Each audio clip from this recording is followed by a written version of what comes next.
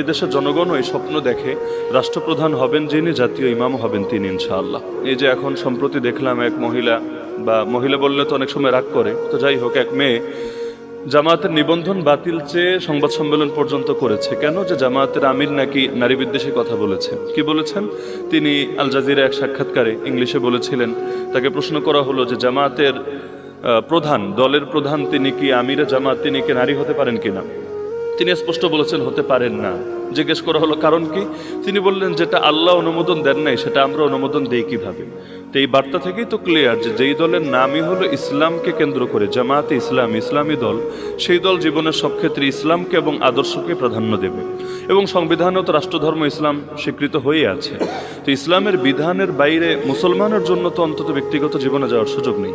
কিন্তু এটাকে কেন্দ্র করে, যেটাকে কেন্দ্র করে দরকার ছিল প্রশংসা করবে।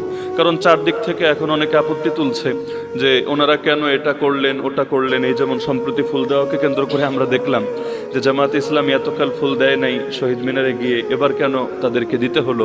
যদিও সেটা দলের নামে দেয় নাই, বিরোধী দলীয় নেতা হিসাবে তো এটা বাধ্য তিনি, হ্যাঁ দিতে বাধ্য। না দিলে আরও সমালোচনাটা বেশি হতো। কিন্তু এখন সমালোচনা করছে যে ইসলামের নাম লাগালে তাহলে এতকাল যেটার বিরোধিতা করলো সেটা কেন করতে গেল? তাহলে ওই একই ইস্যুকে কেন্দ্র করে নারী বিষয়ক বক্তব্যকেও তো প্রশংসার নজরে দেখা দরকার ছিল। কারণ আল্লাহ এবং তার রাসূলের বাইরে যাওয়ার সুযোগ মুসলমানদের কোথায়? তো যাই হোক, আলোচনা সমালোচনা থাকবে, কিন্তু আমি মনে করি এই সমালোচনাগুলোই আরও বেশি এগিয়ে দিবে ইনশাআল্লাহ। ওয়ালা ইয়াখাফুনা লাওমাতা লাইম। মুমিনের 6 গুণের একটা গুণই তো এটা, তারা কোনো নিন্দুকের নিন্দাকে পরোয়া করে না। আর নিন্দুকের নিন্দাকে পরোয়া করলে আবু তালেব ছাড়া পরিণতি আর ভিন্ন কিছু হয় না।